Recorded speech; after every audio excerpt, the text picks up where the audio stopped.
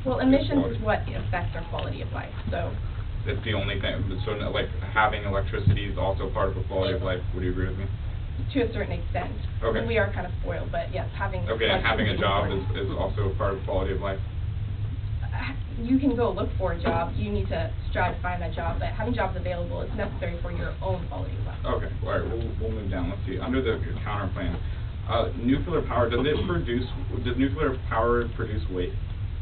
It does produce Okay. some waste. We And have storage for that. Right, okay. What is that storage? Aren't we having a huge problem currently in the United States with storing that? I would not agree with that. Okay, let's move down to your 10-year timeline.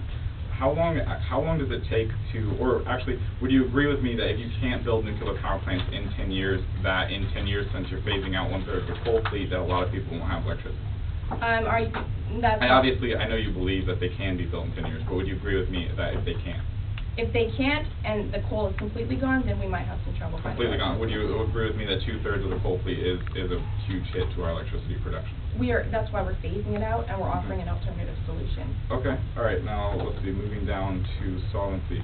Let's see. Actually, first, still on the counter plan, you're only banning grandfathered plants, correct? No. Our third mandate was saying that in 10 years we're not going to allow any more construction of coal plants. Any more construction, so you're leaving the 1/3. They can still modify, they can stay around, they can do whatever they want, correct?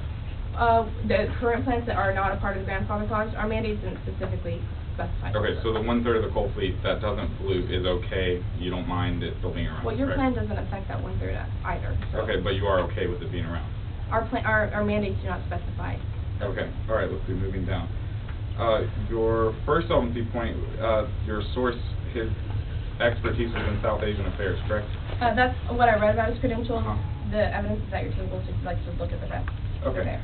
And let's see, your first piece of that, would you agree with me, first solvency said that it should be replaced, not could, that nuclear power should kind of be the new power of the future, but he didn't say anything about it could be? He said we should be striving towards that right now, and he wouldn't be saying that if it wasn't something as right. And the next card talks about it being primed for revival, but is there any examples of the U.S. already running significantly off nuclear power? In California specifically, renewable energy has allowed them to have significantly decreased emissions when it comes to their electricity production.